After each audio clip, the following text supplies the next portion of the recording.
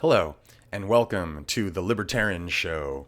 My name is Aaron, and today I want to talk a little bit about market socialism, sometimes also called mutualism. I want to talk about the aspects of it, the specifics of it, how it varies from socialism, like traditional Leninist, Marxist socialism, how it differs from capitalism, and why I think it has several internal contradictions. I don't think it's an internally consistent ideology, really. Although I must say, market socialism is probably one of the less bad of the socialist variants out there. It's definitely not it's definitely not the socialism that I dislike the most, that's for sure. So, traditionally, socialism has been defined by three main components. Mainstream Marxist-Leninist kind of socialism has been defined by three main components. First is the universal or public ownership of the means of production. The second is economic planning. And the third is production for use, not profit. This kind of socialism has been instantiated in the real world several times over the last 100 plus years via big government, 5-year economic plans, and inefficient, unprofitable state-owned firms. I'm talking about examples like, the Soviet Union, Cuba, Venezuela, North Korea, Vietnam in the 70s and 80s, mainland China during Mao's time before the liberalization, those kind of examples. But there's a different kind of socialism that doesn't take the same approach as those traditional socialisms do. And that different kind of socialism is market socialism. Now, market socialism lately, especially on the internet, among young adults, on Twitter and Reddit and everything, it is the new hot shit variant of socialism. Okay, it initially emerged from what I've read. It initially emerged as a response, like decades ago. I'm talking like in sometime in the 1900s. It emerged as a response to the economic calculation problem that was first proposed by Ludwig von Mises and then expanded upon by F.A. Hayek. Essentially, the socialists admitted that the economic calculation problem was correct and valid, but they replied. They said that, look, here's how socialism can work and get around the economic calculation problem. What we can do is we can integrate the free market mode of economics with the socialist notions of property ownership. And that's the solution. That's what they said is, hey, we can have socialism without economic calculation problems. We're going to have a free market. We're not going to have a planned economy, but we will have socialized, ownership of the workplace and of the means of production. So essentially, they decided to abandon the planned economic aspect and of socialism and replace that part with the free market. So it's kind of a hybrid. There's some capitalist aspects and there's some socialist aspects when it comes to market socialism. So, market socialism was more of an academic exercise, a thought experiment, and it wasn't popular among socialist circles until very recently. And recently, like the past 2 or 3 decades. And it got popular. Market socialism only got popular once the utter epic failures of the big government planned economic style states became too obvious to ignore. Market socialists blamed economic planning and big government monopolization on the failure of those previous attempts at socialism. So they figured, hey, a free market will get rid of the big government problem. Free market will get rid of the economic planning problem, and we'll have the utopia of worker-owned means of production. So, guess what? I think that this hybrid system that the market socialists oppose is internally contradictory. I do not think that market socialism will match, much less eclipse, free market capitalism in the efficient allocation of resources or in the production of the greatest quantity of goods at the highest quality possible and at the lowest cost.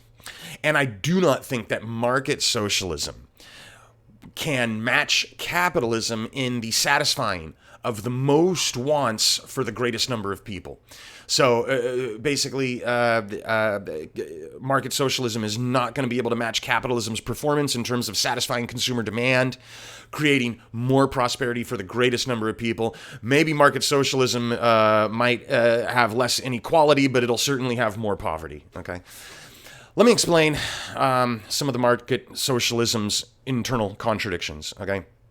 First is the contradiction between its embracing of the market versus its denial of the property and company market. So they say, oh, we want a free market, but it seems like they only want a free market for consumer goods, you know, for when you go to the store and buy your food and pick it up off the shelf. They don't want a market for buying and selling and trading of companies, okay?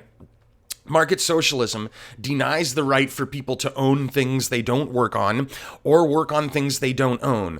That's a wordy way of saying that the market socialism prohibits absentee property and wage labor. It says that you can only work at a company that you own, and that you can only own a company that you work at, but no other.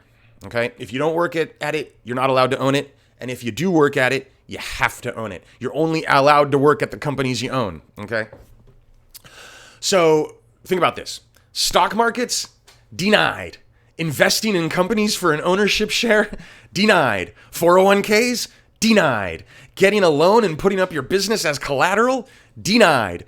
Working for companies you don't own, denied. Freelancing, denied. What I'm getting at here is that the free market includes not only goods and services, but it also includes ownership of properties, buying of shares, selling of shares, buying and selling of companies, trading of the means of production, stocks, that kind of thing. Property and companies property and companies should be able to be bought and sold and traded on an open market. What the market socialist does is they invoke the special pleading fallacy. They say, oh, free markets are great. We love free markets, except when it comes to property and companies, right? So when it comes to the property and company sectors of the economy, that's where they want a planned economy. They don't want a market economy. They want a very restricted and narrowly defined and tight, clamped down, planned economy, a very prohibitive economy when it comes to the ownership of companies and property. So it's a special pleading fallacy. Oh, this one's special. This little sector over here is exempt from the market rules that from the superiority of the market that we otherwise, concede. They say, oh, property and companies are special. They are exempt from market forces. We should instead use economic planning for property and companies.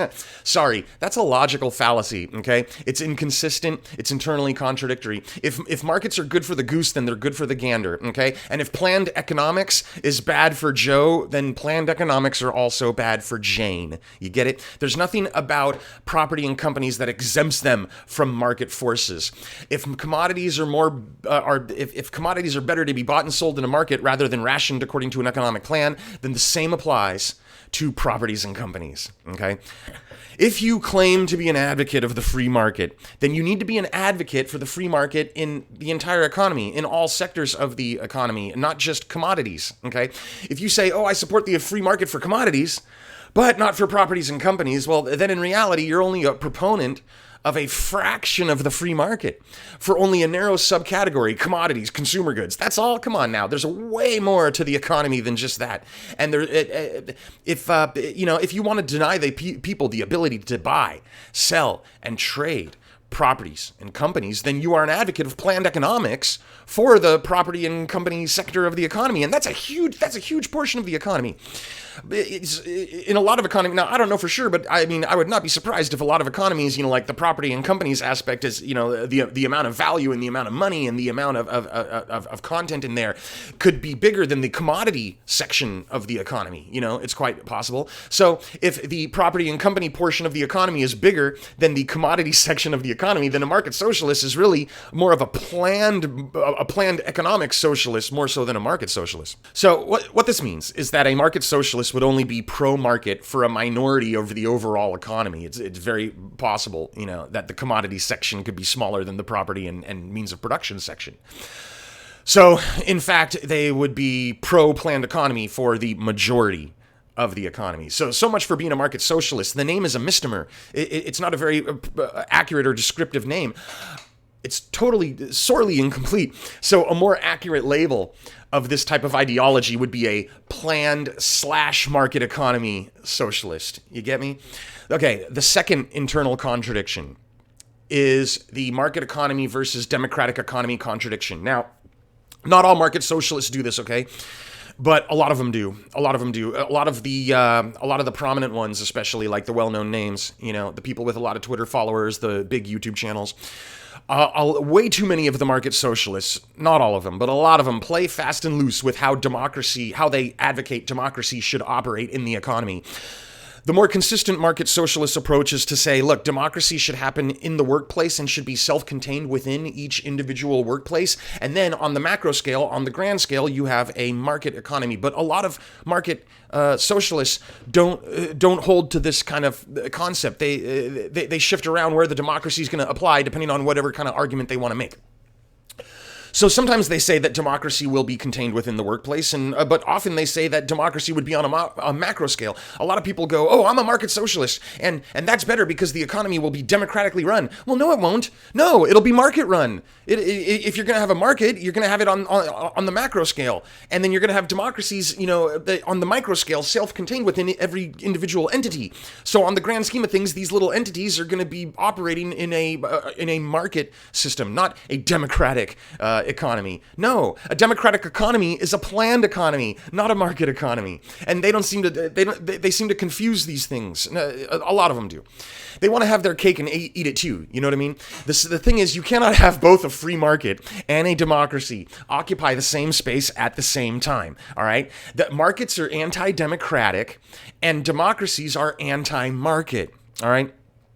Democracy centralizes. It monopolizes. Markets decentralize. Markets create competition and fragmentation, okay? Democracy plans and markets are spontaneous, all right? If the economy as a whole is democratically controlled on a macro scale, then it's a planned economy, not a market economy. But if their economy is market-oriented on a macro scale, then it is an anti-democratic economy. It's not a democratically controlled economy.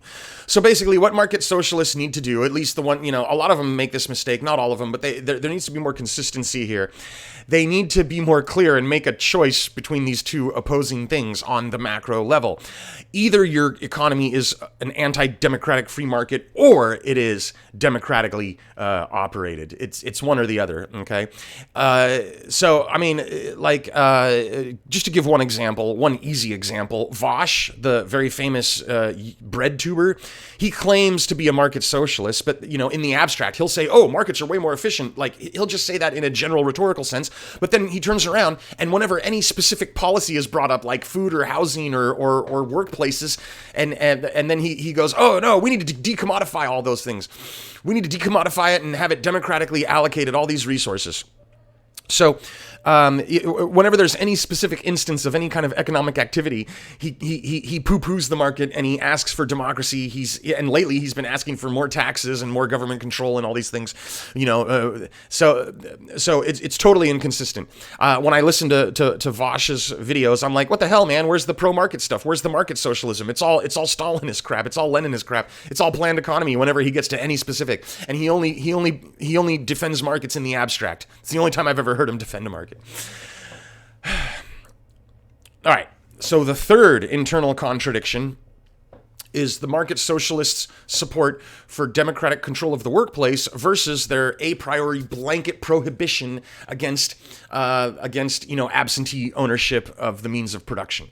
The problem is that market socialists advocate democracy in the workplace. They say the workers should have control. The workers get to choose. The workers are democratically going to operate their company, and by God, we are going to uphold this democratic principle above all others, like a light shining up on the top of a pole. But here's the thing. Democracy is not your friend. What I mean is democracy is not the friend of socialism, not necessarily. It oftentimes it says no to socialist ideas. Now, if you look in look in my channel video history, you're going to see a video called Democracy is Not Your Friend. And in there I get into more detail about why democracy is not your friend. But the short answer is this. People can vote. People can choose to vote for anti-socialist policy, okay? in the workplace. So let me give you an example, all right? Let's say the market socialist revolution happens, and now all of a sudden every company is a worker co-op, all right? Now, all of those worker co-ops are democratically run, and everyone defends the democratic operation of these worker co-ops as sacred, all right? Now, one worker co-op goes, man, we need some more capital to expand our operations, but we don't have the ability to raise it amongst ourselves. So the workers vote. They vote to seek outside investor owners from the capitalist country across the border or whatever. So they vote to get absentee ownership. They vote to sell shares, to sell their company to people who will not work at the company. You get it? And that is a vote that would totally defy socialism. And it could happen. I mean, it not necessarily would, but there's no reason that it couldn't a priori happen, right? So then what happens there? At that point, the market socialist zealots have a choice, right? They got a dilemma. Are they going to side with the principles of democracy and go, oh, okay, they've democratically voted to do capitalism and have outside investors and absentee ownership. So yeah, democracy, let's defend that. Well, all of a sudden now they're defending capitalism.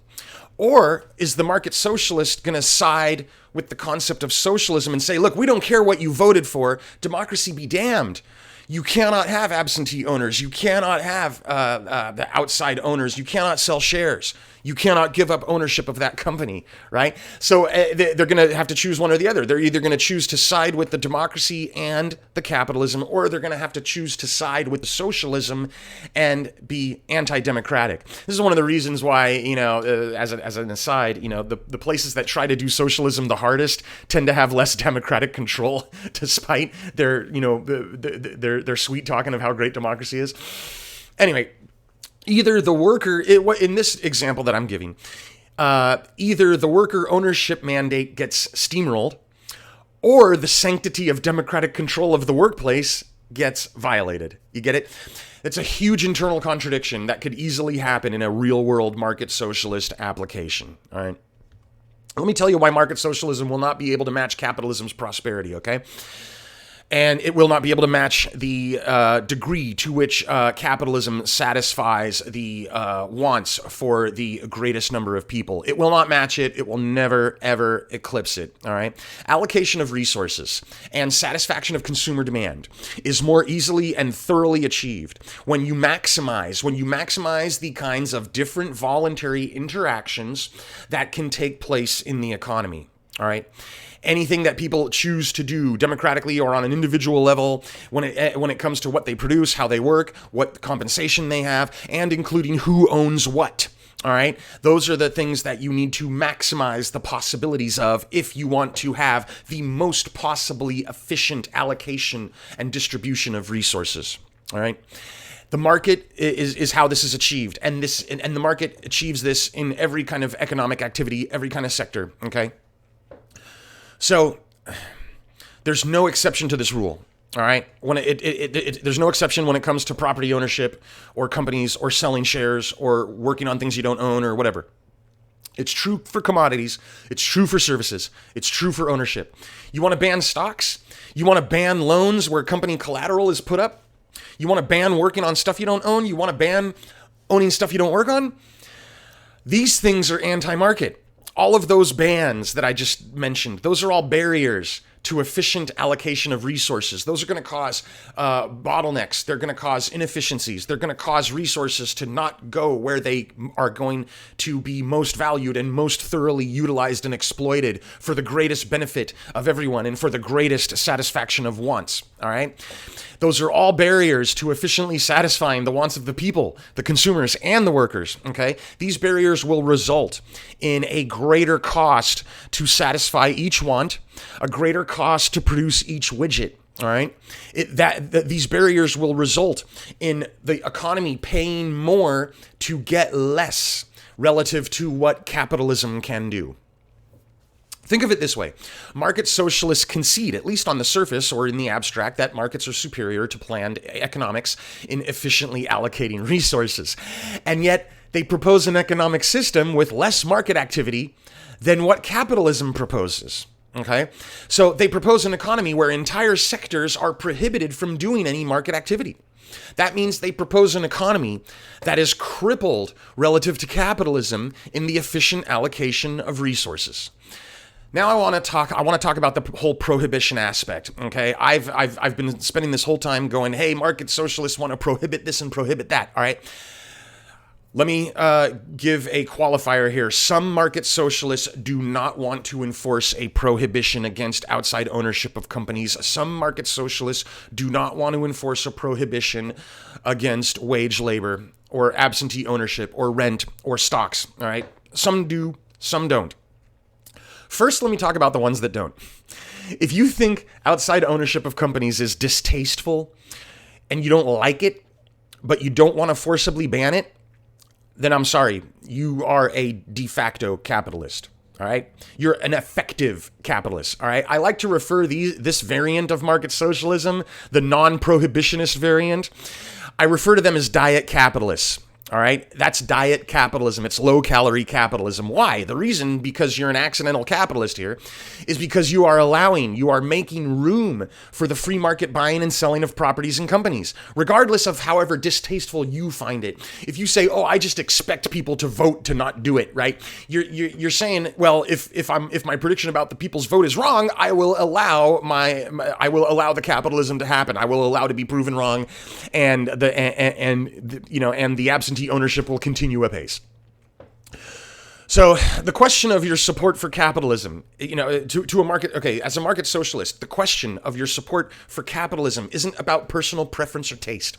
It isn't about your personal choice as to whether you would do it or not, but it's about policy. It's about whether it would be allowed at all or whether you would a priori prohibit it and enforce a prohibition against it. All right? Let me give you an analogy, an easy analogy. Abortion rights, all right? Let's say you think abortion is terrible and you would never personally get an abortion and you would never suggest to any of your friends that they get an abortion. But let's say you also think abortion should not be illegal. Let's say you go, hey man, I don't like abortion and no one should do it, but you shouldn't throw people in jail for doing it, right? Okay, you shouldn't forcibly stop it. Then guess what, man? You are pro-choice as far as policy is concerned. You get me? If you don't want abortion to be illegal, then you are not anti-abortion in terms on a macro scale, on a policy scale, right? You just personally don't like it. Fine. Hey, maybe I personally don't like country music, but I don't want to make country music illegal. So that means I am making room for country music. That means in terms of policy, I am pro-country music, even if I'll never buy any, even if I'll never listen to it. All right? That's the example that I think helps make it clear here. So if you don't want to ban capitalism, then you're de facto pro-capitalist. You are accidental capitalist. You are diet capitalist. Even if you forever and will always vote at your workplace to keep it socialized, if you don't want to ban the capitalism from happening, then you're not anti-capitalist. I'm sorry. Now let me talk about the market socialists who do want to ban capitalism. There's plenty of them. I don't know. I don't know if it's like a majority of the market socialists. It could be a minority of them, but I've come across more than enough to know that plenty of them do want to enforce a prohibition against capitalism, against absentee ownership. Maybe about half of them, maybe less, maybe a bit more. I'm not sure. But a lot of prominent ones want to forcibly ban absentee ownership and ban capitalism and ban free markets when it comes to property and companies, okay?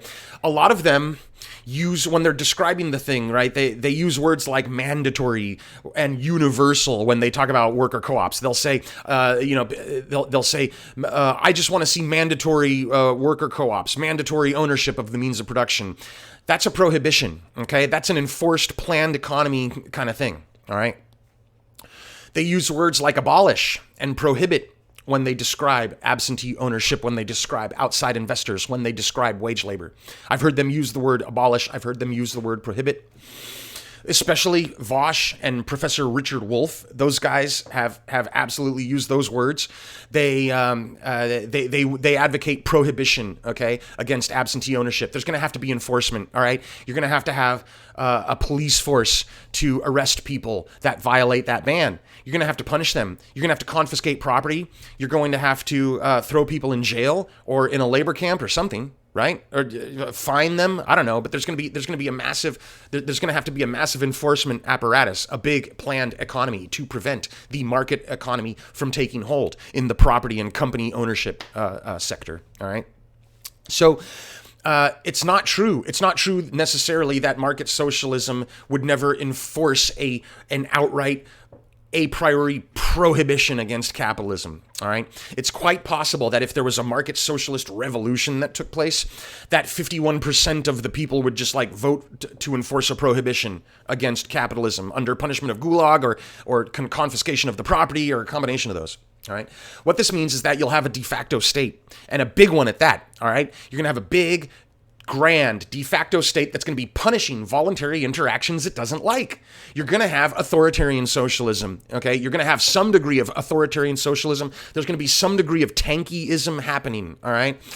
So the internal contradictions of market socialism, they force the market socialist to eventually retreat in one of two directions. All right. The internal contradiction has to be resolved.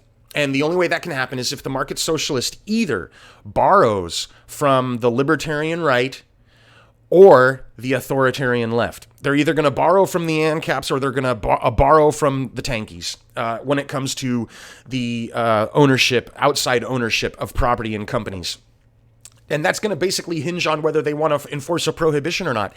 If they don't want to enforce a prohibition on it, then they're borrowing from the libertarian right. If they do want to enforce a prohibition on it, then they're borrowing from the authoritarian left, okay?